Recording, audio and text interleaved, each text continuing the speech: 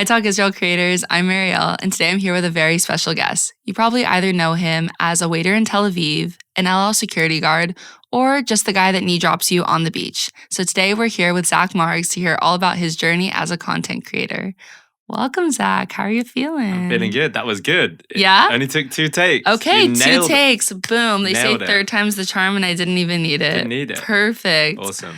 Okay, how are you feeling? How's everything going? I'm feeling good. Yeah? Everything's good. I'm happy to be back in Israel. Okay. My favorite place to be. Yes. Everything's awesome. Yeah. Okay. So why don't you start off by telling us a little bit about you, who you are, why are you back and forth between Israel and London. Yeah. Okay, so Ani Briti. I'm British, British Jewish. Grew up in London my whole life. Spent my summers going to Israel with my family as a kid, and my winters we used to go to Herzliya in the summer, and then we go to Eilat in the winter. So literally from a baby, my parents took me to Israel with my family, my 2 sisters. And then as I got older, to like 18, 19, I would go with friends. You know, everyone from London would come to Tel Aviv for the summer. That was like the thing to do. So I spent my whole life pretty much coming to Israel and basically got so familiar with Israeli culture just by doing that. When I was 14, I went on Israel tour with my school. When I was 16, I did it again with FZY. So I've literally spent my entire life coming to Israel. And now I'm in a position where, fortunately, I'm doing content about Israel, which is a place that I know and love so much. And it's allowed me the opportunity to come back on a more regular basis, not just for vacation in the summer and winter. I've been coming to Israel every 2 months in the last year. So I've spent a lot of time here and had an amazing time doing it. Wow, amazing. Okay, so you have no Israeli family then. You've just been coming here a lot. No Israeli family. I mean, Rudy Rochman tells me they were all Israeli. Oh, so okay, actually, fair. he would tell me that I do have Israeli family. I'll say you do have brothers and sisters here. He says fair. We're all Israeli. Okay. So no, but I would say no. I don't have any. No one in my family lives or grew up in Israel. Mm-hmm. We just big Zionist family. Or I'm like 4th generation British. Just spent a lot of time coming to Israel. Wow. Okay. And so even though you spend a lot of time coming back and forth, you said before you recently just started coming on your own. How has it been like finding a community here in Israel and splitting your time between the two? Yeah. So as you said, I came here with my family or with my friends. And the first time I came to Israel on my own was in December 2023. So 2 months after the war started. It was right around the time that I started getting going with the content about Israel specifically. And I was talking about it so much on social media. And I really didn't have a big platform at that point. Like this time last year, I probably had 5,000 followers on Instagram. But I was so passionate about it and I was talking about it so much. And, you know, we were in, it was Christmas time. We were in Christmas time. So we had work was quiet and I had some days off. And I thought, I'm going to go to Israel. And my parents were like, why? Like, he's crazy. This is crazy. Yeah. There's a war going on right now. And, my parents, my family see Israel as like a vacation destination. And that's how I kind of saw it before. And now I see it more as like a home for me where I have a community. So I came on my own and I genuinely had like very little friends here. I knew a few people, had some friends that I grew up with that made Aliyah. But really, no like real close friends. And I just was like, you know what? I want to put my money where my mouth is. I've been talking about Israel so much. I made, at that point, I think 2 or 3 videos within an Israeli character. So I was like kind of known as someone that has Israeli themes in his social media, but not much at that point. Right. I was like, I'm going to put my money where my mouth is. I'm going to go to Israel. And I came on my own and it was one of the best trips of my life. I was given an opportunity to go to the south and see Kfar Aza and see Nir Oz and see what really happened on October 7th with my own eyes, which was one of the most powerful things that I'd ever done in my life. Because, I'd been to Yad Vashem and I'd been to Poland, I'd been to Auschwitz, Treblinka, and a lot of the camps. And, it's horrifying. And this, I described it as like going to a Holocaust museum, but 2 months after the Holocaust. It was crazy. Like, people's toothbrushes and were still in their houses. And someone's like, he had one guy that was unfortunately killed had like a shopping list of things he needed to buy next week. Like, it was crazy. Right, that you're seeing all their personal things. And It was horrifying. Honestly, it was Wow. so moving and so like raw. But on that trip, which was, you know, one of the saddest trips because I did things like that, was also, I had some of the best times because I met, you know, I really threw myself in the deep end. And I think in Tel Aviv specifically, everyone's so like welcoming and like wants to include you and like, yeah, I'm having a Shabbat, come. I don't know anyone, come. Yeah. Come. Right. Bring a bottle of wine, but come. Yeah, exactly. As long as you don't come empty-handed, bring something. And then I made some of my like closest friends now on that trip, which was amazing. Just going to like a coffee shop in Israel and just sitting down with your laptop and like pretending to work like everyone else does. Right. Everyone's always work from home and no one's actually working. Everyone's like, I'm going to Nabi Yuna to work. Yeah. And you're sitting there on these like schmutzy sofas outside, right. like no internet connection. Everyone's just chit-chatting. Everyone's chatting, but I kind of did it. I remember I went to Nabi Yuna and I brought my laptop and I was like, I didn't have any work to do. Like I literally had nothing to do, but I was setting like, it up for the vibes. I didn't have any friends to like hang out with. So I was like, I'm just going to go to the coffee shop. Like genuinely, I didn't know anyone. And the friends that I did know were like maybe busy or at work or whatever. So I was like, I'm going to go to Nabi Yuna. I've heard that's a good spot and I'm going to go bring my laptop. And I remember I brought my laptop. I put it up. I got a coffee and like, I think I got some food and I took a photo of it. And I sent it to the Olim in Tel Aviv account, and I wrote on the picture like officially an Oleh, because that was like the most basic thing I could think. Right. And then this girl sitting next to me, literally next to me, turns and goes, "You just sent me this photo." And I'm like, "No way." She's like, "Yeah, I'm Noah. I run the Olim in Tel Aviv account." Oh, funny. And I was like, "No way. I didn't even know that." She was like, "Yeah." She was literally next to me. And then we became friends. Now Noah's like one of my closest friends. That's so Noah's funny. introduced me to loads of other people. And now I have like a real community in Tel Aviv that I always say I come to Israel. I'm like, I have no plans, like literally no plans. I'm coming for 10 days. I don't know what I'm going to do. I've never had a free moment. Every time I've come in the last year, like, I'm like so busy running around that I never have time to even think. And it's so fun. I come with no plans, and there's always new people I'm meeting, and so many. Everyone's so inclusive, basically. So I've got a really, really amazing community, and not only just like my friends. Like now with the content being so viral, so many people like on the Tayelet or in a restaurant or anywhere will just stop me and just say hi and say, "Oh, I love the content, like please keep it going." And that's like so nice for me. You're like, you forget when you make content. I was talking about this yesterday. You know, a video I did got 3 million views, let's say.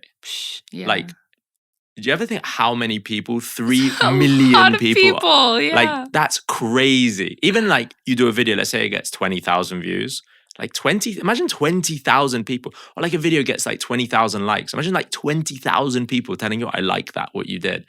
And you forget that. So when I walk around Tel Aviv and people stop me, I always think, how do they actually recognize? Like I still like, wait, people are seeing the content I'm putting out? It's like, it's weird that people actually reckon, like I go to the shuk yesterday and I'm taking photos and people like are stopping me in the shuk to like say hi or say nice things. I'm like, wow, like I can't believe you recognize me. And I forget that these videos are getting so much traction. Of course, they're going to recognize it. Right. So it's all positivity in Israel. It's all love. And yeah, I love it.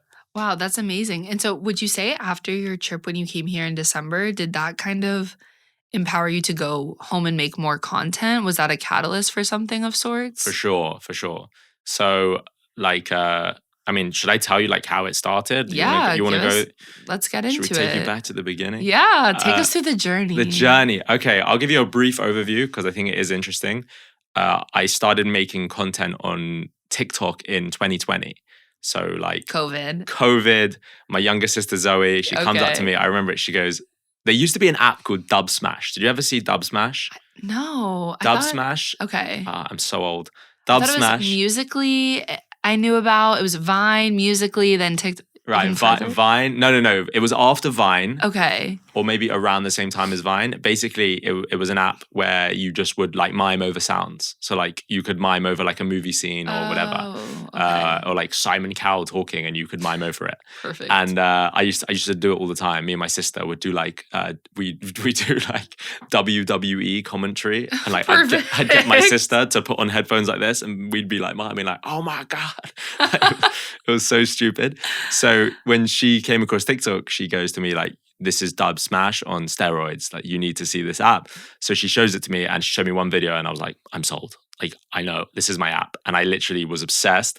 And my first video I ever did was so stupid. It was to the song Bad Guy by Billie Eilish. And it was like my feet, like in the camera. And it was like, I'm the bad guy. Yes. And it was just my feet like going back and forth. And it was like, I'm the bad guy. Duh. And then when I went duh, like my feet split and I was dressed as Darth Vader. And then I was just like dancing with this lightsaber. Where did you get that idea I literally from? have no idea. I just came up and then I posted You're like, this is my app. I'm going to dress up as Darth Vader. I'm ready. I had a Darth Vader costume. Like, who doesn't, right? Right. A closet staple, of course. For sure. Of course. So I just got it out, had my lightsaber, obviously, staple as well. And I danced. And then the video had like, I remember it had 100,000 views in like the first like few hours. And I'm like, what? This is crazy. And then it got removed because I violated the community guidelines because I was like dancing like too provocatively with the lightsaber.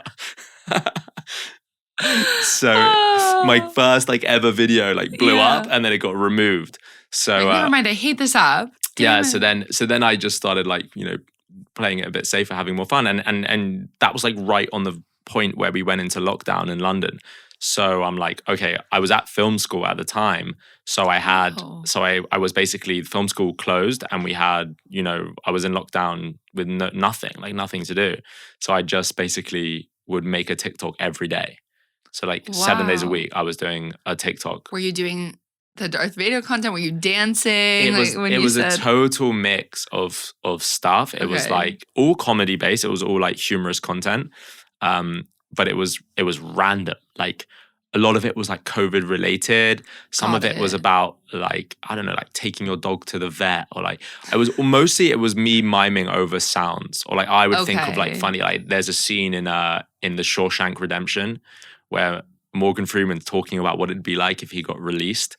And he's like, I don't think I'd make it on the outside, Andy. And he like goes through like, I'm an institutional man. I've been here most of my life. And I did like that sound of me like in lockdown, how I wouldn't make it on the outside. Now I've been in lockdown so long. Like that blew up. I did stuff like sounds from Shrek. Like it was all crazy, random stuff. I went through a phase where I was pretending I was a backup singer in a singing booth. So like it would be like Nickelback and I'd be like, tell me what you want. I want a brand new. And it was like so random and that became a thing. But it didn't really mean anything to me. Like it was just, I was having fun. And I managed to get to like 100K followers really quickly. Oh, wow. Yeah. Casual. Like within like a few months, because I was posting so consistently. And I think that's actually good advice for any creator. Like I would say, be consistent. Like set yourself a target of how many posts you want to do. If you like, I can only commit to 2 posts a week, fine, but post 2 times a week. Make sure that you're showing up and you're doing those 2 posts then. Your post, let's say you post like every Monday and Thursday, like make sure you post every Monday and Thursday. Like, I think that's really important. The more you can do it, the better, I think. So in that point, I was posting 7 days a week, like without fail. Wow. But then, real life got back together. We came out of lockdown. I finished film school. I then went back to working in real estate and I didn't have time to do it. And also I wasn't like enamored with it. I wasn't like in love with it. It wasn't like, it stopped being fun because it became like, oh my God, I need to find a sound that's going to be funny. And like, it was all kind of random. There was no like, you hadn't really niched down. Yeah, I wasn't like grounded in anything because it could be about anything. And then, you post, some videos would do badly, some videos would do really good. And then I wasn't consistent. And then I just was like, I don't know, in koach. Yeah, I'm done. I didn't have the energy. And I just basically stopped doing it. I had this platform with 100,000 followers and I literally didn't post for 2 years. Oh, wow. I think, from literally maybe a year and a half. I think like halfway through 2021 to 2023, I didn't post. I was also working on a TV show at the time, which was really cool. Wow, so a lot of my energy went into that and I didn't have time to post on socials. So anyway, I was like, this is going to be just a quick overview. I'm like 20 minutes into my monologue about TikTok. And then, I hadn't posted in like 2 years. Separate to that, I had a private Instagram account where I would just like, like your standard, you take pictures on vacation with your friends and post it to your like 1,000 followers and get 20 likes and you're buzzing. Yeah. I basically started this thing called the Instagram Rules of Tel Aviv.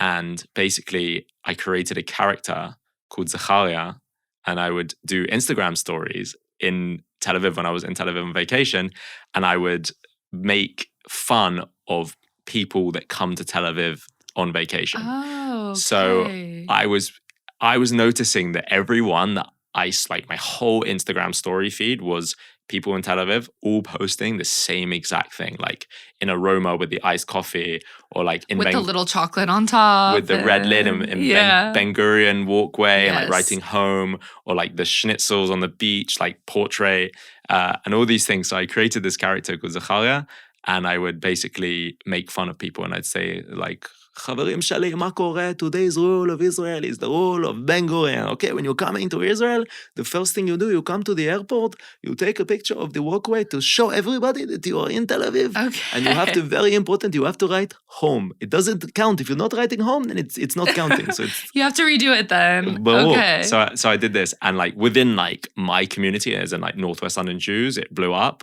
But like it was Instagram stories. I was going to say, this wasn't even a reel. It wasn't a reel. Post. It was before Instagram Reels. Got like, it. It was in 2019, so we didn't have Instagram Reels and yet. You're not putting this on TikTok at the time either. I didn't even have TikTok. This was right, before okay. that. This is just like in the background. Just a fun. I'd go to Tel Aviv vacation. I'd make 7 rule videos, and then it would, and then like just for fun. And I basically would go to Shalvata, and I'd see like this guy like pouring like vodka into his friend's mouth every night, and I would do like in Shalvata, be like, I'm here in Shalvata, and the rule of the day is you take the Finlandia vodka and you pour it in your friend's mouth so you look really cool. And like did all this kind of stuff. Right. And I did it once in 2019, and like it was really like within my community funny. Like no one outside Northwest London saw it, but like people really started to come up to me, like my sister's friends or like someone's aunt. Like, oh, I saw that. It was really funny. Like, I loved that. So then I did it again in 2022 as like a part 2 to it, like literally 3 years later. And also, again, it was really funny, and we had a lot of fun doing it. I went to like Hasalon, and I was like, when you go to Hasalon, you have to wait for Omer Adam, Tel Aviv to come on, because it's the only song that matters. And then you're like panning around the table, show all your crazy friends on the table to show how fun you are, and write like whatever. And then I would film it. I'd do the video. Right. And like sometimes I'd literally see someone's story, I'd like screen record it, and then like exactly imitate that. Wow, so all the content was there waiting for you on people's stories. I did one even like when you come home from Tel Aviv and you like write like back to work, and then you show your laptop and there's like a lemsib or like strepsils, like throat lozenges out to show that you like your party is so hard, you're sick now, but you have to go back to work. There was like a coffee mug that said like Monday on it, and like as a sticker, you have to put this to let everyone know. You're back at work. So I had this character that I could just do the Israeli accent. I was gonna say your accent's pretty good. It's pretty good. Like I think it's for somebody that didn't. I mean, of course you grew up coming here, but you don't have Israeli family. For someone, with no Israeli family and that doesn't speak the language perfectly, I think I do it pretty good. You would think that you do. You know what I'm saying? Like I was asking before, oh, how's your Hebrew? Thinking that you know Hebrew really well because you have the accent. Yeah, I think that. I speak okay. Like I'm pretty good. I've definitely improved a lot. I was taking lessons before all this started, so I think that's also helped me. Nice. But it actually started, the Israeli accent actually started on my Israel tour when I was 16 with FZY. We had a madrich called Amit, and every day he would sit at the front of the bus when we were going to like wherever we were going, and he would give us like the tour. Like, today we're going to take you to the Dead Sea. It's it's really important. It's the lowest point on earth or whatever. And then I basically at 16 years old would like go to the front of the bus if he was asleep, and I would do the thing on the bus and go, everyone, today we are going to, and make fun of him. And it like everyone loved it. We were like 16-year-old kids. And so that's where it kind of started originally. Then fast forward to the Instagram rules. And then fast forward to August 2023. I'm in Tel Aviv on vacation with my friends. Not a content creator anymore. Like I have my TikTok, but I haven't posted in 2 years. And we're sitting on the beach in La La Land in Tel Aviv having lunch. And we just had this particularly obnoxious waiter. He like was so typical, like didn't care. He was so rude. He was trying to ask my friend's number. Like, so basically, I just randomly remember like rolling up my sleeves. I had a hat from the kiosk that said like La La Land.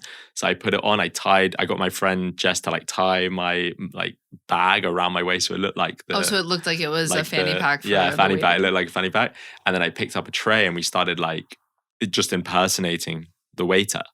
And because I did the voice, and I was like, "At רוצה להזמין, you want to order something?" And like as she's ordering, like I'm shouting at someone. And then my friend Emma is like, you have to film this into a video. Like you should do a video being the beach waiter. Yeah. And I was like, oh my God, yeah, I could do like the Instagram rules that make it real because I know how to make TikToks because I'm, you have all the editing knowledge from before. Yeah, like I got so much experience in TikTok. I think it is a specific skill. Like there's a big difference in like short form content compared to long form content or writing for TV or stand-up comedy. That they're very different skills. Of course. Yeah. And I think that like I'm good at short form. Like I get it. And I learned a lot from doing on TikTok. So I just made this reel where I just got Emma to film me and I just filmed in La La Land Beach being the waiter. And it's funny, you watch like the reels progressively. If you watch the takes, the first one, I'm like, "At רוצה להזמין, you want to order something?" And then the next one, I'm like, "At רוצה להזמין, you want to..." And the third one, I'm like, "At רוצה להזמין, you want to order something?" Like really loud. And we filmed it and we had so much fun doing it. Then got kicked out of La La Land because the manager was like, "מה אתה עושה? Like, what are you doing?" And I was like, "Oh, we're just having fun. Like, it's just a video for my friends." She's like, "Yes, but you create big problem for my business because the customer, they think you're a médecin, you're a waiter." Oh no. And you're like it's bad for the reputation of La La Land. Which is like totally honestly fair. Yeah, like fair. I was like shouting in the restaurant. Like people were like, "סליחה, אפשר להזמין?" I was like in character. And then you're like, really doing. Wow. So I I'm like like while they're eating, I'm taking the food away and like cleaning the table like while they're eating. Right. So I post this video with no expectation and it like explodes overnight. Like it did. I think it did. Like it did over 1 million on Instagram. My first ever Instagram reel. Wow. Yeah. Because remember, I had a private account. I set my account to not unprivate to post this video. Reel? Yeah. Wow. And on TikTok, it did like I think like maybe 600K or something. And then on Instagram, it did 1 million. And I'm like, whoa.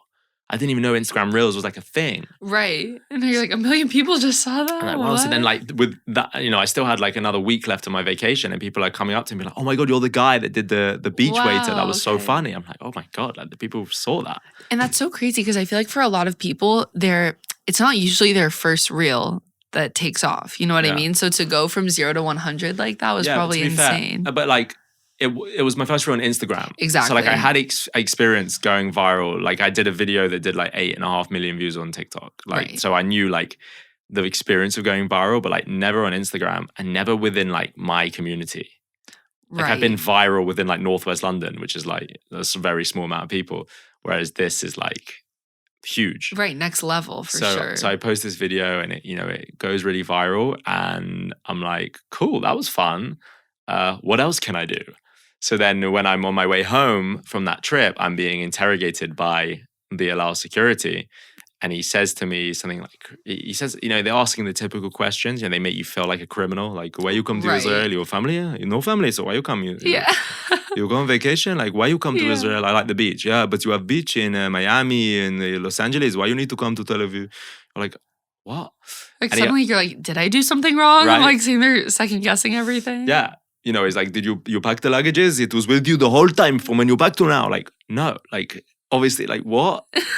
Like, what am I, like, watching the suitcase the whole time? Like, but like, if you say no, chas v'shalom, you say no. Right. My friend's mom once said no. She's like, "Oh, well, we left it in the room for like a few hours." Oh my God, they searched everything. So anyway, he asked me, "You are Jewish?" And I said, "Yeah." And he said, "What is the name of your rabbi?" And I was like, that is so random. I was like, this is so funny. Yeah. And you're like, do you know the name of my rabbi? Like, if I answer the wrong name, are you going to know? Yeah. Like what, literally, I could say anything. Is it like, literally, Rabbi Shlomi? Okay. Sounds legit. So when he asked me that, I was like, yo, this is so funny. So I literally, the whole flight home, I'm like writing notes, like, all right, what am I going to ask? Because I know as soon as I get to my house, I'm doing this. Right. So I literally get back to London, go back to my house, and I put on a suit, put a green screen of Ben Gurion behind me, And I just start asking questions. Like it started off normal, like, why you come to Israel? Your family, like all this stuff. And then it just got progressively more like stupid. Like, you are Jewish, Ken? What? And I said, what is the name of the grandmother of your rabbi? Okay. And I said, what did I say on that one? The grandmother of your rabbi, recite me your bar mitzvah portion, but backwards. And I said, this is an easy one. It is Pesach. You've been eating the matzah every day. After eating the matzah for many days, how many days you not shitting? And like, I post this, blows up again. Right. And I was like, oh my God, like I've had this experience. Why do they ask these questions? And like, it's really engaging. Super relatable. Super relatable. And then and also I felt like not many people were doing the Israeli character. Like I definitely don't, I know a few. I know if like there are Israeli that do it, but not many. Like, I think what makes me unique is that I am coming from a point of someone that's not Israeli. Yes. So a lot of Israelis can do it, but they can't tap into the mind exactly of someone that comes to Israel as a tourist or as an oleh. So for me, I'm looking at it from like, what's the experience of me coming here, going on Israel tour, going on vacation, coming with my friends? Like, what's that like a promoter coming up to me as a tourist? Like, I think it's hard to tap into that as an Israeli. And that's why I'm good at doing it. That's why I think they're like, in the US, it's really, my videos are really popular because it's that, and like with Olim, it's really popular. Yeah. And it's starting to get more and more popular with Israelis, which makes me really proud because then it's, the Israelis are the hardest to please. That's how you know you've made it, when they start liking when it. like an Israeli comes up to me and is like, yo, achi, your video, man, so funny. I'm like, what? I'm funny. That's like the top test because I'm like making fun of Israelis basically. Right.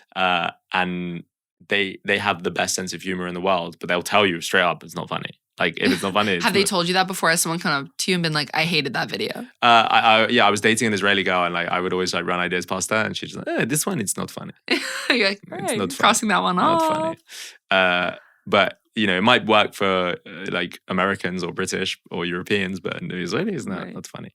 But yeah, so I started making these videos. Then I did a Shabbat dinner video where I was like POV or at Shabbat dinner, and we just did a fun like, basically my experience at Shabbat dinner, like very Ashkenazi, like eating challah with like chopped liver, like the chicken soup. Like someone makes you chicken soup and you like go, oh, it's really nice. And my mom said better. Yeah. Like that kind of thing. And we did like eating the dessert. And you're like, I can't believe this is parov.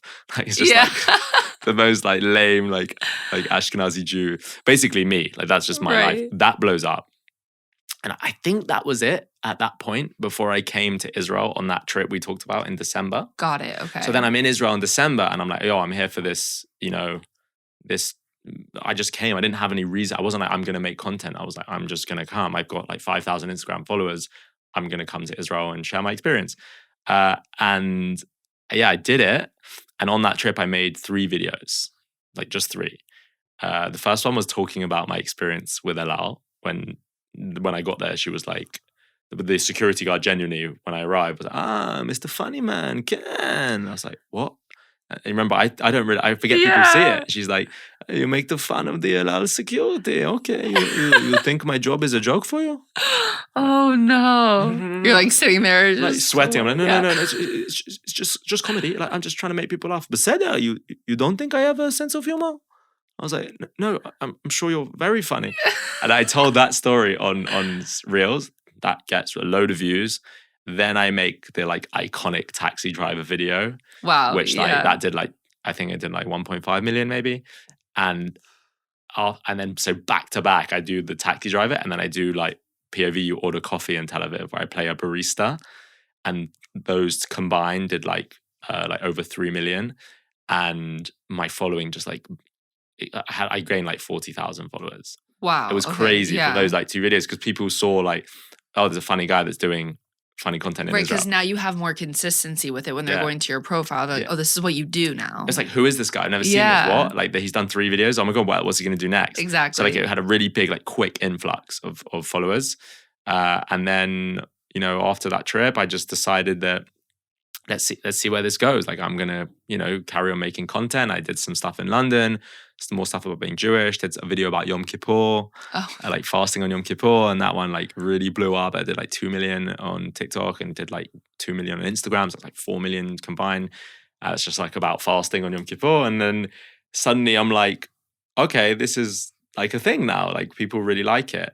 And it just was always became a case of what else can I do? And then I went back to Israel, I think in April, and I was like, let's do a Pilates video, like my Israeli character going to Pilates. Wait, this one was good. Let's go to the shuk and like work in the shuk, and let's go to a beach and like let's like flirt with someone on the beach, like drop the knee drop, which I think was coined by Noah Barazani. Shout out, I live in Tel Aviv. I'm pretty sure she coined the phrase knee drop. So iconic. And I just said like POV, you get knee dropped in Tel Aviv, and that video blows up. So I'm just now like it's becoming really consistent and people are really enjoying it. So I think from like April it was like I want to do this consistently. And you're still working full time as you're doing all of this, right? Yeah. So I before all this, fully, I got a business degree from a top university in the UK. I got a master's degree in real estate. I'd worked for 3 years at like a really big real estate firm in the UK, in London. Wow. Got qualified, did professional exams in real estate in the UK. So like in the UK, I'm what's called a chartered surveyor, which is a professional in real estate. Okay. I am the doctor of real estate. Sounds very prestigious. I'm like, okay. Yeah, so like my name is like Zach Margs and MRICS. Like I have like letters next to my name. Oh, okay. Like, that's how you know. It's legit. Anyway, so I've been working in real estate this whole time. After I went to film school, I went and worked in real estate with my family. My dad's been in my grandfather was in real estate. My uncle was my dad. So I've been working within the family business for the last like 2 or 3 years, and also have my own real estate business that I've been working at. And I've been juggling. Like at the start, it was like, I've got my work and this is my hobby. Like my hobby is making reels. Mm-hmm. And, like some people's hobby might be like playing football or dancing. I don't know. But my hobby is like making reels. That's what I like to do. It's fun. I never imagined it would be like full time. And then as the reels got more and more popular, more and more opportunities were coming my way. Like I got invited to a conference in New York to go and meet with other creators. And I met like so many people on that trip, and then who I've since collaborated with. And then I just basically been working really hard the last like 6 months at like I'm working real estate in the day, and then I'm coming home and I'm editing all night. Wow. So it's been a real hard juggle. I think in 2025, I'm going to really try and a target for me in 2025 is to try and make the most out of this content and comedy stuff, because for me, it doesn't feel like work. It's so much pleasure. And I really hope that comes across when I'm doing the videos, because I am enjoying every single second of it. Like I love it. Like I'm in Israel, and I say I work harder on this than anything else ever. I'm from the morning to the evening, I am working, but it doesn't feel like work because I'm just, Right, you're having so much fun while you're doing it. Having so much fun. Like I'm in Israel, I'm making content, I'm playing characters, my favorite thing to do. I'm making people laugh, which is like the best feeling in the world. And it's a pleasure, like to bring joy to other people. Something I'm really the difference between what I was doing on TikTok, which was, making people laugh about random stuff. Now I'm making like my community around the world laugh. I'm able to be a voice for the Jewish people, and that's like such a pleasure for me. It's such a like thrill and an honor. So it doesn't feel like work. So I think if in 2025 I can make that my mainstream work, that would be a really cool target. That's a really cool target for me. Yeah, because I feel like it's taken off a lot already. Can you tell us a little about the sweater you're wearing? Because I feel like, it's really grown into this huge brand already. Yeah, it's I always make my dad, the hobby phrase is something my dad says. He says, it's a good hobby. Oh, okay. It's a good hobby. Like typical like Jewish dad. Like, it's a good hobby. It's a hobby. He doesn't realize. You're like, no, it's good. It's a phase. I'm like, I've actually, kind of built, I don't know, it's like a brand, I guess. It's I made this merch. My cousin Claire is a graphic designer. Oh, it's so cute. I asked her, I was like, can you design me some like merchandise that I can wear in my videos? And she designed me, this is one of them, Where You From? Iconic. It's so funny. Truly. It's got like my face in it. So good. And she designed me, I think 20 or 30 designs that are so funny. And honestly, it comes back to the point of I should really be, I have a whole like website set up with a shop where people can purchase the merchandise and the money gets donated to charity. and it's all ready to go. I've just been so busy that I haven't been able to do it. Literally, I have to just import everything to the website, and it just takes a long time. Right. But when you have to sit down and do. But when you're, I've been traveling a lot recently. I've had opportunities, to do cool stuff all around the world. And, I'm thinking of ideas. I'm filming the content. I'm editing the content. I'm engaging with the content. And it's so time consuming. I'm also working. So something's got to give at some point. At the moment, that's what I mean about making 2025 my year for this. I really want to be able to have focus on all the things that I could do. And merch is one of them. They're really funny. They're so good. You have like one that is like the IDF logo and it says special unit instead of that's perfect. I have like one of my phrases I use a lot is it's gaming with tomatoes. It's gaming with tomatoes. It was something that an Israeli waiter said to me, and I was like, "That is." I'm writing that down. It's gaming with tomatoes. It's just so grammatically wrong, but you understand what it means. Exactly. It's gaming with it's coming with tomatoes is wrong. Right. You'd say it comes with tomato. It comes with tomatoes. It's coming with is like, okay, you're using the present tense, but okay. You almost got there. It's gaming with is like it's the past, but it's mixing with the present. Like it's so good. It's so funny. And I shout it. So I have one that says it's gaming with tomatoes. Oh, that's with like awesome. Tomatoes like on it. See, that's how I feel when I speak Hebrew. I'm like, that's how I probably sound to every Israeli. They're like, what is she saying? She's combining all the tenses and everything. Wait, that's so funny. We were joking in the car, weren't we? Yes. You said you only know the present tense of verbs. Of verbs. You only know you can't like past and future, you can't None do. of it. And I'm like, so you just live in the moment the whole time. Yeah. So we literally happened in the car on the way here. I was like, oh my God, we should do a video where it's like me living in the moment always because I only know the present. I only know the present tense. And I feel like that probably makes your job so much easier is because you're just taking it from your everyday life. Yeah, for sure. So you're like, okay. Inspo comes from anywhere. I have like the staples. I'm like, I want to come to Israel, and this time I'm going to do a video where I'm working in Yashka and as a shawarma guy, or like I'm going to go to the shuk and do it. So I have those that are coming, and then other things will just happen when I'm here. Like it was raining, it was pouring with rain 2 days ago. And I just thought, my friend actually said to me, you should do a video about Israelis in the rain. And I was like, yeah, 100%. I know. And he didn't need to say anything else. I was like, I know it. I've got it.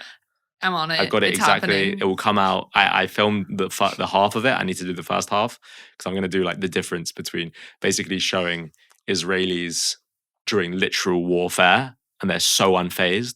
Beseder, we alone, don't worry, kapara, come to me, I have mamad. Like, lo sarech. But then it rains and like I watched the whole country shut down. Mm-hmm. And we were talking Everything about this earlier. Falls apart. Everything falls apart. The taxis won't go. I tried to order a wall and it was like, we don't do delivery in your area. There's no, I was like, what? Everything was closed. All plans cancelled. It's hilarious. And the Israelis are moaning, Ezekor. Yeah. Like, I'm like, yo, it's not like I'm coming from the UK. I'm coming from the UK. Like this is normal. That's so funny. So yeah, the inspo comes from everywhere. Well, and it's so funny because as you were saying, like, of course you make people laugh, but I don't even know. And I'm sure you realize this a little bit, but I think one of the most important things is that you help people who aren't here understand Israeli society. Like I was telling you before, my Catholic mom has been here once for like 5 days. That's it. But she can now understand my life because she watches your videos. Do you know what I mean? Like she's now able to understand what being in Israel would be like for her daughter. And it's kind of like opening up this whole world that she wasn't aware of before. Yeah. And I think what's really important for me now, I realized quite early on, I was posting a lot about the war and what was happening and, very heavy stuff, which is so important. I really am passionate about it. But there are amazing creators that do hasbara and they're just so good at it and they tell things, explain things so well. And I decided quite early on that maybe my role in this social media war, because there's totally a social media war going on as well, is not to, explain. And I do feed it in every now and then when I feel really passionate. Like, for example, when I went to Kfar Aza, I posted my videos. On the anniversary of October 7th, I posted a video about the female hostages, the young girls that are still there. But in my own style, rather than me explaining, I used a trend on TikTok, which is a before and after trend, which is meant to be really funny. It's like showing your high school yearbook.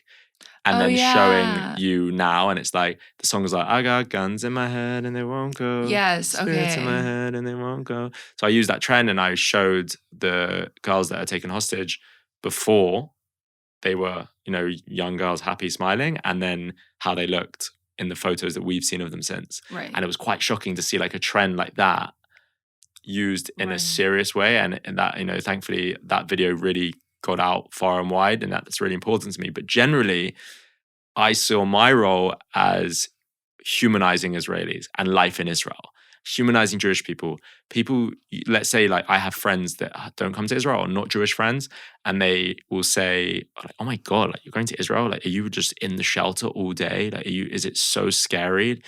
And no, like there's so much more to Israel than what's happening on the news. And I think that's my role, is to humanize Israeli people, share common experiences, teach people about life in Israel, and show how funny it is. Life in Israel is so funny. Anyone you meet, you'd be like, tell me about an experience you've had in a taxi. I'll be like, oh my God, let me tell you about. And it's like the chutzpah is so real, and Israelis are so funny, and it's like things happen here you say only in Israel. Yesterday, my friend Sam, he tells me the story. Literally yesterday, he's here with his wife, and he's in Herzliya, and he was going to a dinner party, and he wanted to buy a bottle of whiskey, and he went to a store to buy a bottle of whiskey, and the person working the store was a 10-year-old kid, and the 10-year-old kid is like, let me recommend you what the best one. Stop. This one is really good. If you want to spend a little bit more, I recommend this. But for me, I don't like this one. He's like, the kid's 10. Like, this is so, like, only in Israel. Like, where else would that happen? Yeah. Like, parents are nowhere to be found. Where else in it, other than Israel, am I going to get a taxi driver to give me his car? Like, literally give me his car for an hour and not even be in the car. Just, like, let me drive around and he just has a cigarette. Like, this is what I'm trying to get across. It's like how funny life in Israel. Let me humanize Israel. Let me bring joy to people. Whilst it's important to see what's happening, I know there are amazing creators out there like Lizzie Svetsky, Daniel Yablonka that are doing amazing stuff. That let them do that because they're so good at it, and let me offer moments of relief and light. And I think that's what people say. I'm an influencer now. I don't like calling myself an influencer. I don't like that term at all. But if I am, I'm trying to influence people to find the joy in this time, find moments of light, and feel, see Israel in a way that maybe you haven't thought about it before. Right. Like your mom, show her things that, wow, wait, when you go to order a shawarma, that's really what it's like. Like you say like no spicy and they tell you no, you have to have it because it's better with it. Yeah. Or like you'd say you don't like tomato and they say no, it's gaming with tomato. Like, really? And you're like, yeah, it's crazy. And you'd think people wouldn't like that. But actually it's like all part of like the love, or why people love Israel. Yeah. And that's what I'm trying to get across. Wait, that's amazing. Yeah. And okay, so you had talked about it before about how you would, stayed consistent with everything and found something that you love. What's some advice that you would give to anybody who's listening who is really interested in content creation, but maybe they're also working a full-time job or they don't really know where to start, where they're in your mindset COVID time? Yeah, okay. I think find your style. One piece of advice that I was given I think is really useful is that people should be able to watch your video and know it's your video. Even if you're not in it, they know this is the style and they can look at it and go, this is a Zach Margs video. I really hope that people will look at something and go, did Zach Margs make this video? Even if I'm not in it, because it's my style. And I think that's really important. So they know who you are and your style. Because what I was doing in COVID was very random. You want to follow someone that you know what you're going to get. Like you're looking forward to seeing what's next. So I think that's really important. Find your niche, find your style. But on top of finding your niche, like let's say my niche is Israel, Jewish humor, not pigeonholing myself into just one thing. Like my character, let's say my Israeli character is my most popular, most iconic. I very quickly learned I can't just have that character because there's only so much you can do with it and it can get boring quickly. So find ways within your niche to like expand yourself. So I started doing nice Jewish boy and Jewish mom and neurotic Jewish dad and just like funny sounds and things like that. So I think that's important. Subtitle everything. Okay. Subtitles are key. I hate watching videos. Think about what you like when you watch. If you have a creator that you look up to, what do they do? And look at what they're doing and try and do useful things. So I always try and keep things visually interesting. So quick cuts in and out, sound effects, like don't give people a reason to scroll. That's what I think is really useful. Cover photos are important. I think having an interesting cover photo is cool. Collaborate. I'm really a big believer in collaborating. My first collaboration was with Shachar Cohen. He approached me and was like, I want to collaborate, and I've never done it. And I was like, okay, he was in London and we did it. And I actually learned a lot from Shachar. And we did this really fun video, and I've learned through collaborations, and that's why Instagram is really useful as a platform. They allow you to collaborate. So you can, let's say you partner with someone else that has a different following to you, those followers will gain access to you, and then your followers will gain access to them. And if you can find a good like synergy between two creators, then it's always worth collaborating. I love collaborating. I think whether I don't really care how many followers someone has. I always say this, don't be like proud, oh, they've only got this many followers. If the idea is good, anyone who's listening to this, I always say, if your idea is funny and I like it, let's do it. Like, let's do it. Okay, see, you're open to collaborations for anyone listening. Open to collaborations. You're gonna get so many DMs after. You're like, It's wait, cool. a lot of Look, these ideas are good. If the idea is good, like literally, Of someone course. DM'd me last week, and they haven't got a big platform. They got a few followers, nothing crazy. And they're like, I've got this idea. Would you want to do it? And I was like, yeah, that's really funny. Let's do it. They're like, really? I was like, yeah, let's do it. Also, you talk about DMs. Another piece of advice that my friend Ben gave me. He's a really big chef creator. He told me to always check your DM requests and always reply. And it was something I wasn't doing. And I was just ignoring them like, I don't know who these people are. Right. Completely wrong. Go into your DMs. It will take a little bit of time each day. You don't have to do it. Maybe like even if you do it like once a week, take the time to respond to people, because that's how you build a community. And you're trying to build a following and give people a reason to follow you. If someone has taken the time out of their day to say to you, hey, I really appreciated that video, or it was really funny, you made that recipe, what sauce did you use? Where did you get that t-shirt? Anything like that. Just taking the time to respond just shows, I think, a human decency, which is really important. And I think they appreciate it. You can make someone's day. Like I always say, like, who am I? I'm no one. Like I just like to make funny videos. You know, I'm a guy from Mill Hill in London, and I do videos on social media. If someone's going to take the time out of their day to say, hey, love what you did, you really made me laugh, why can't I go, thank you? Right. And they really appreciate it. And then that's how you build a community. They go, I feel connected to this creator because I know that if I message them, they're going to respond to me, they're going to see me. And then that makes them more likely to be like, hey, you've got to see this guy. He's so interesting. He's so funny. Like, or his music's great, or whatever it is. So I think it's really important to build a rapport with your followers. Obviously, if you get hateful DMs. You're right. Don't answer those, maybe. Yeah, maybe don't answer those. But like, even if it's just like, you just like the comment, I think it just shows that you're engaging with them, and they're more likely to engage with you. If someone comments your videos, like try and reply to as many as you can. It's good for your engagement anyway, because the more comments, the better. Right. But it also, like, I think it's all about community. Like, you got to learn to know your followers. Like, I really feel like I know my followers. I know what will work and what won't. And you get that from engaging with them, and they appreciate it.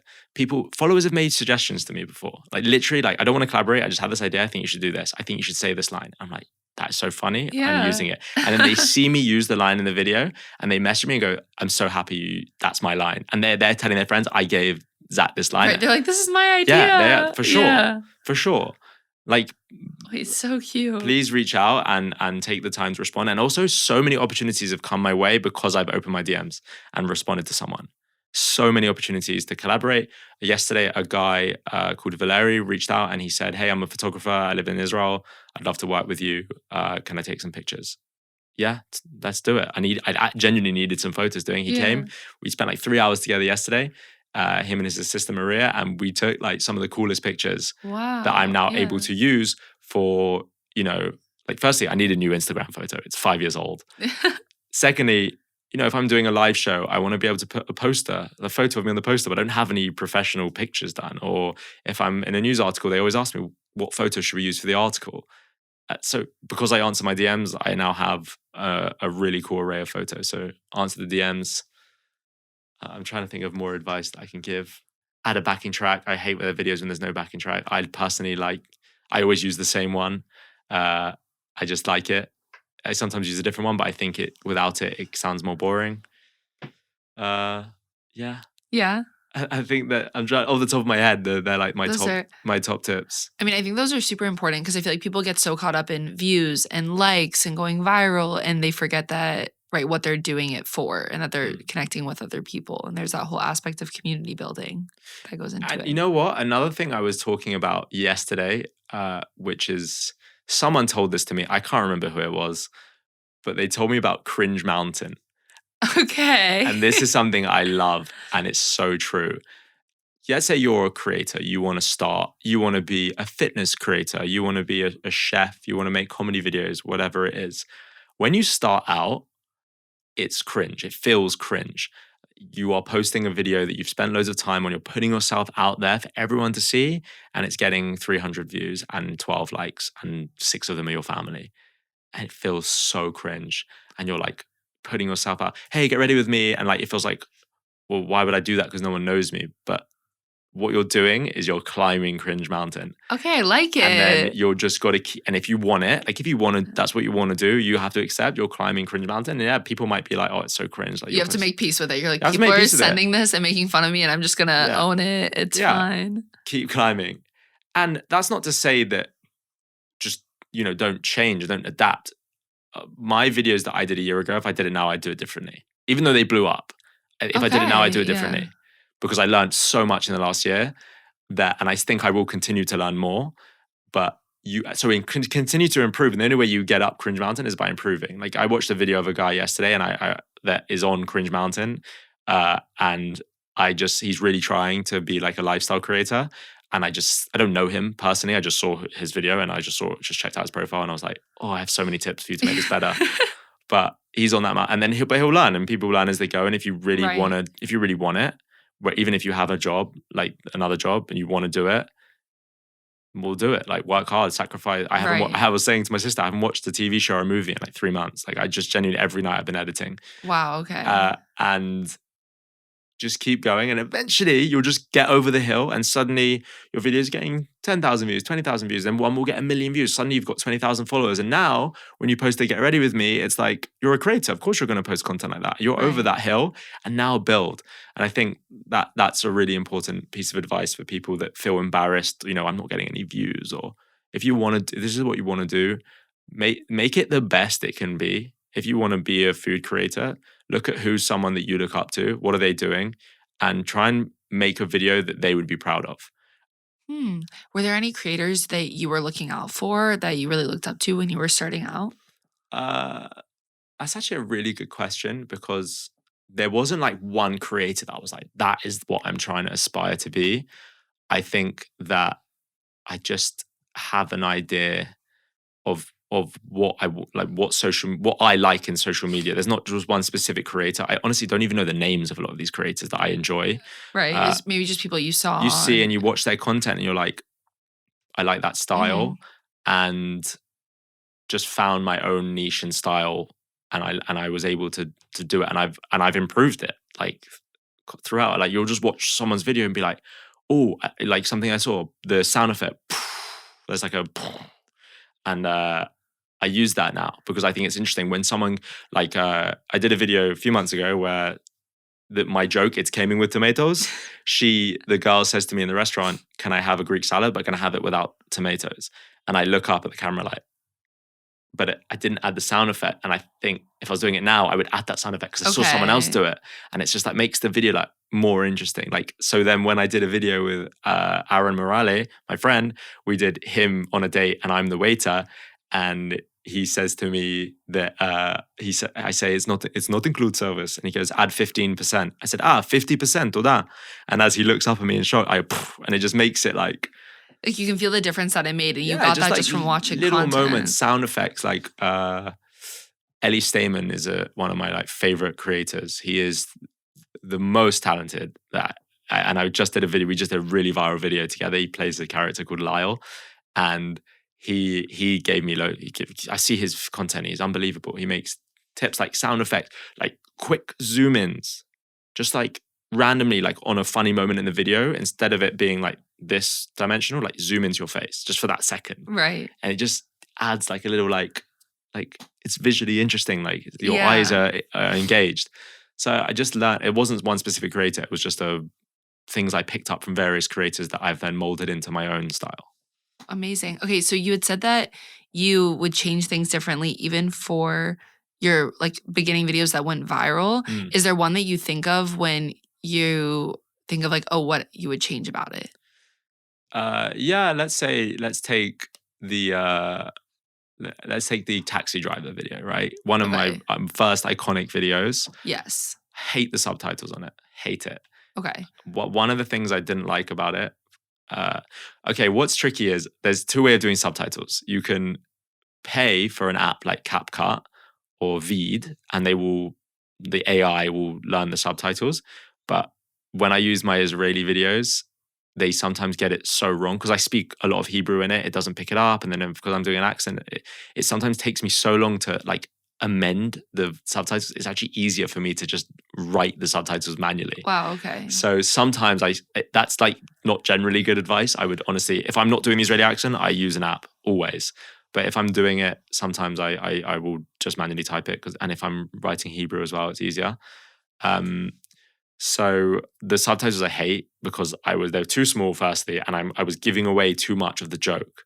So like, let's say the punchline is 50%. Let's say that joke. How much is it? 15%? 50%. I would literally write, it's not include service, the whole sentence. And then he would write, can you please add 15%? And then I would write, like, thank you so much, 50%. And I would write the whole thank you so much, 50%. But so you're reading 50% before I've said it.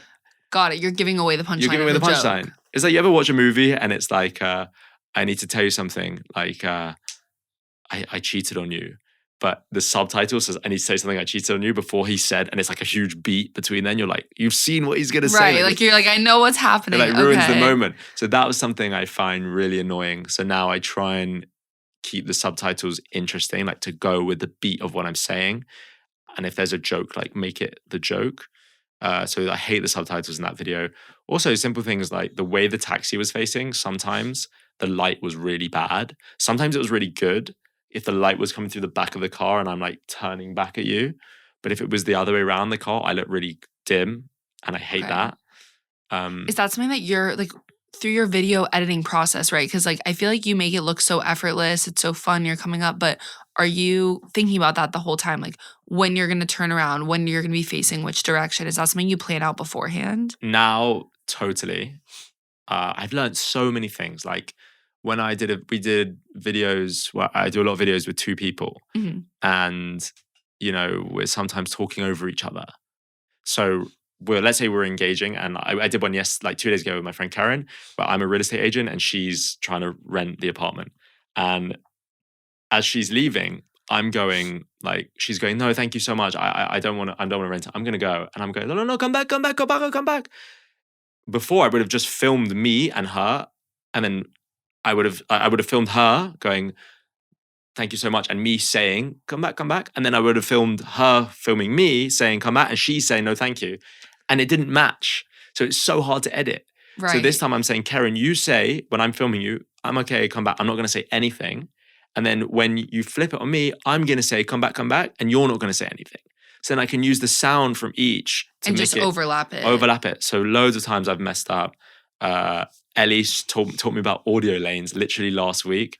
If you use Final Cut, I don't use CapCut, most people do, but if you use Final Cut, I think with audio lanes, he literally showed me this 1 week ago and I'm now using it every single video.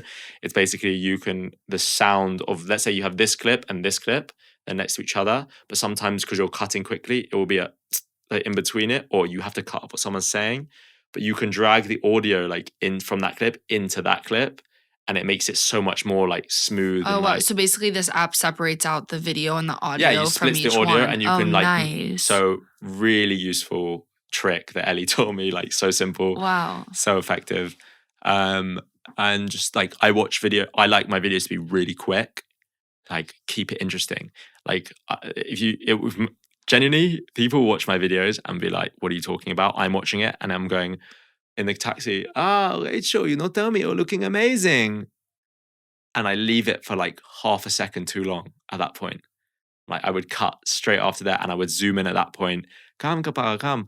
Like things like that I'm as an editor on it and I'm like dragging like the tiniest like split second frame. I'm one frame. And as a viewer, you're probably subconsciously, you're like, I don't know, but subconsciously, you know.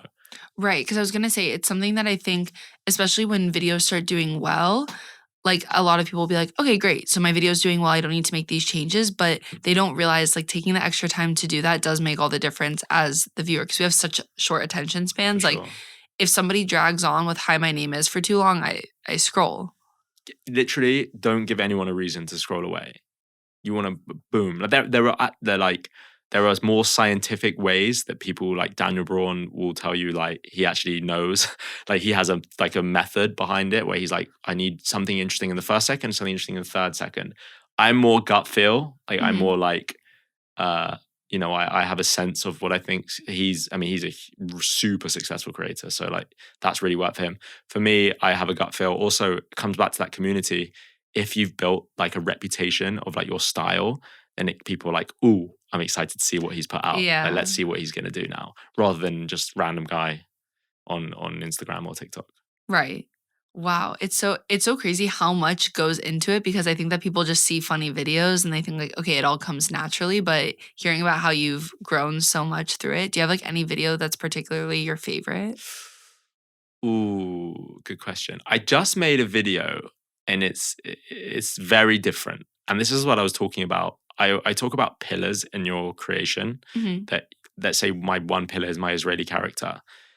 If I just had one pillar, then it wouldn't support the foundation of a big following. So you need more. So I think adding things to that is really, really important. And I just added a new layer of something that was totally different. And I'm super, super proud of it. It's basically a serious video, still under the umbrella of being Jewish as a content creator, but it was a video about being Jewish during the holiday season. So around Christmas time, living in the diaspora and feeling like the only Jew and feeling very left out, which is themes that I've felt a lot in my life growing up in London. You know, my first job I worked in, we would have huge Christmas parties where, you know, I turned up and to like Christmas lunch and there was like a whole pig on the table.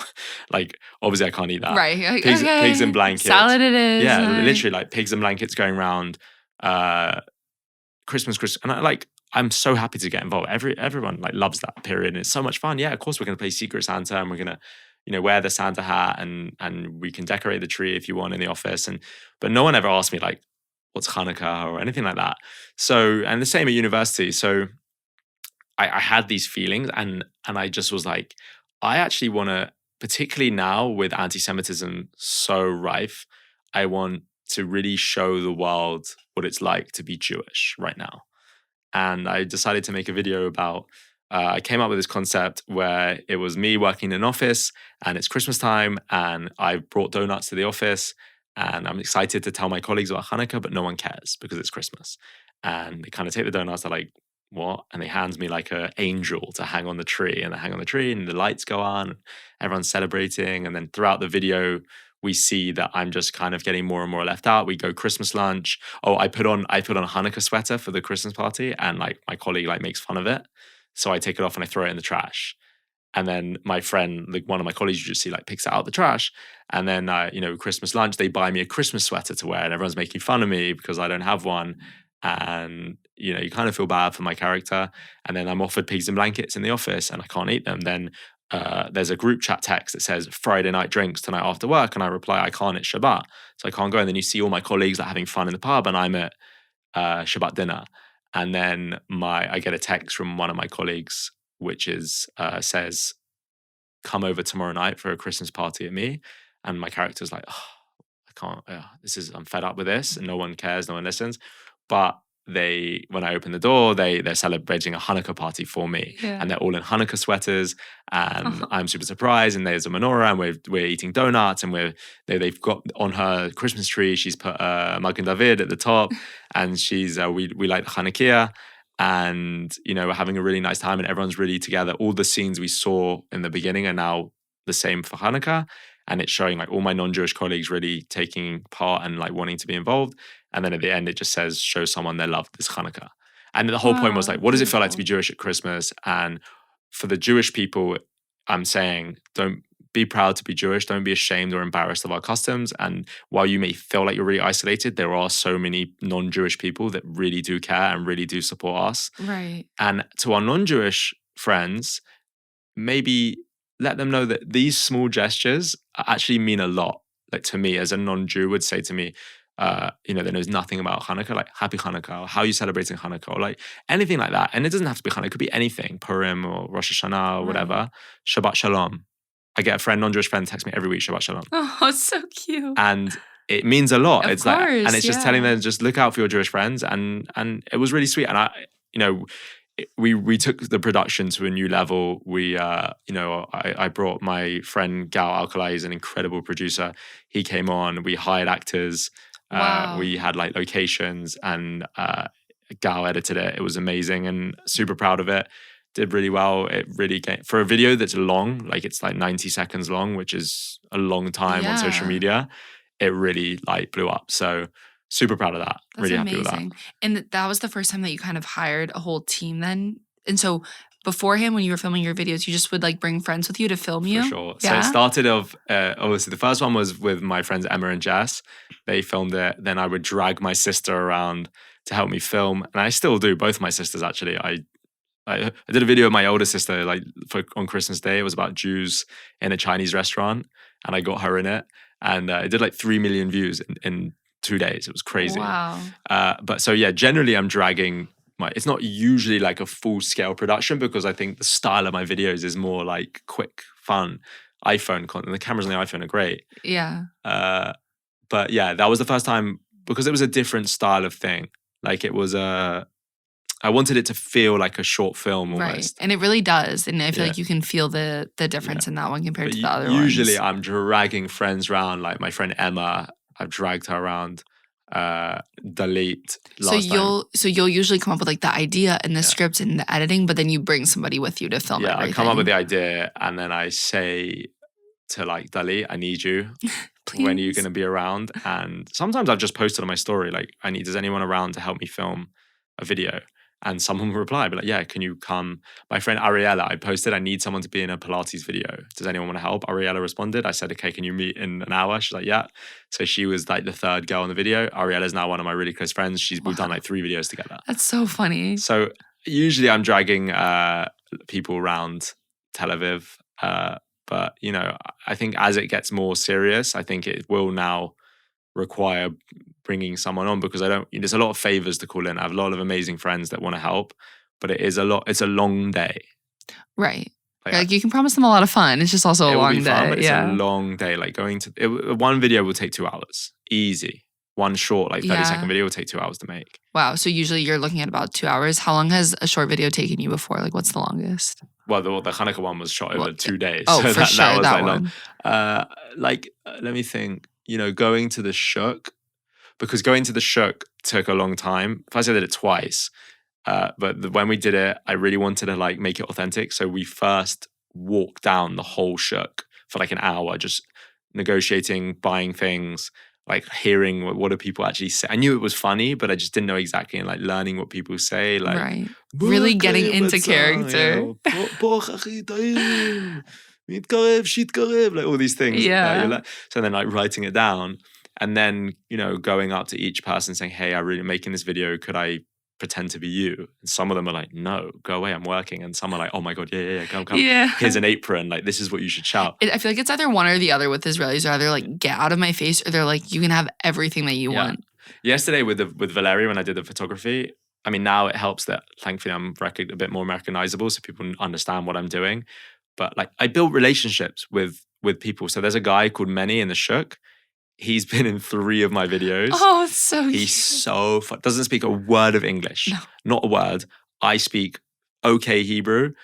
He's like so fun. Every time I see him, Zach, come. Like, yeah.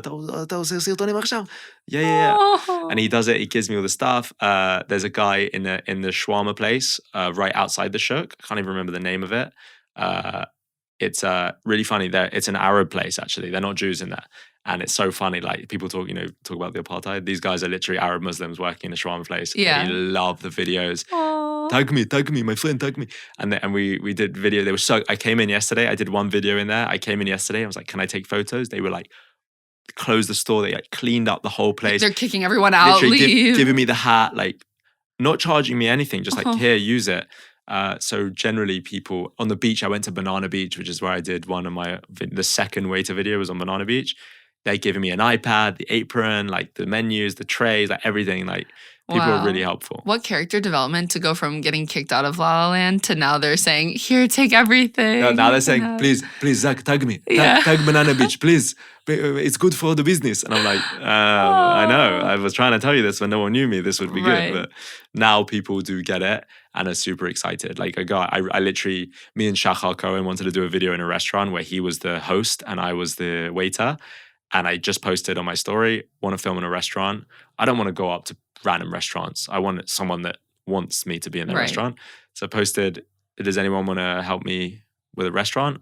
Guy who owns a restaurant on Hayakon was like, please come to my restaurant. He told when I arrived, he told all the manager that I'm coming with Shachar and help them out. They made food for us to like use.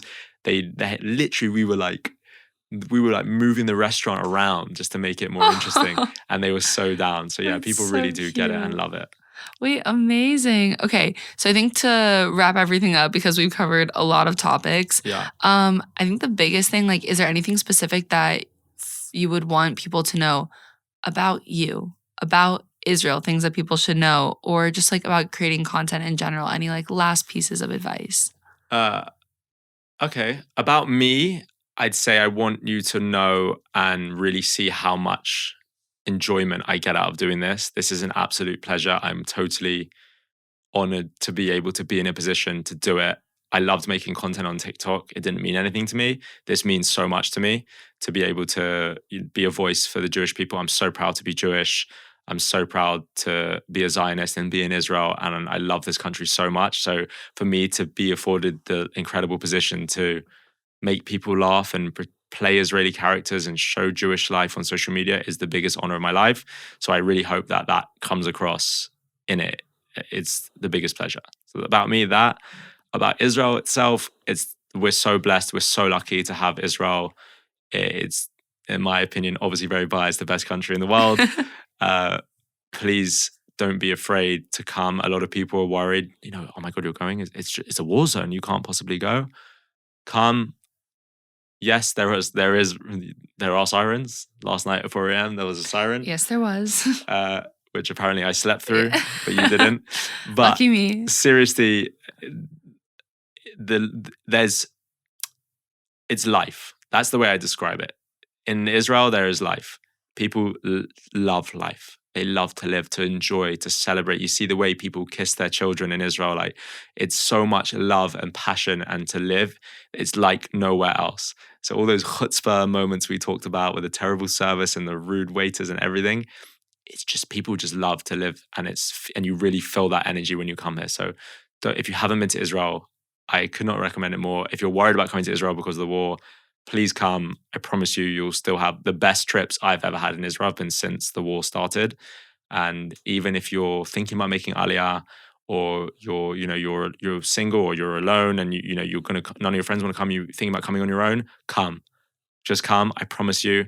Go sit in a coffee shop. You'll have a best friend by the end of the day. Post the photo at Nabi Yuna. You'll meet your best friends. You'll meet your best friends. So please come. And in content, just I think, make it come across that you're enjoying it. And I think if you are enjoying what you're doing, and you want to be making content you're passionate about. If you're a musician and you're really passionate about that, then make it the best it can. It's like some guys, we were talking on a Zoom call yesterday, and one of the guys that's a young and up and coming content creator does a lot of content in about being on. He's at university in America, and he talks a lot about campus protests, and he shows it, and they go really viral. But that's not really his thing. He's really interested in like making food, but he knows when he posts content about the protest, they go viral because it's relevant now. But he really wants to do food content. So my advice is, whatever you're doing, make it the best it can be. Like, if you're going to make food content, make sure the lighting's great. Make sure the camera's in perfect. Things are in the middle. Make sure the food, like, use the sound of like the chopping, like watch what other people that you like are doing and try and implement that to your own and make your video something that creator would be happy to have on their page. And just make it the best it can be, whatever it is. And if you are, and if that's what you're passionate about and you're making it the best it can be, then you'll have success, I think. Amazing. Okay, well, I think that's perfect. Thank you so much, Zach. Thank This you. was awesome. Yeah, so much fun. Thank you for having me. Okay, amazing. Thank you guys. Thank you for listening, and see you on the next episode. Peace. Peace out.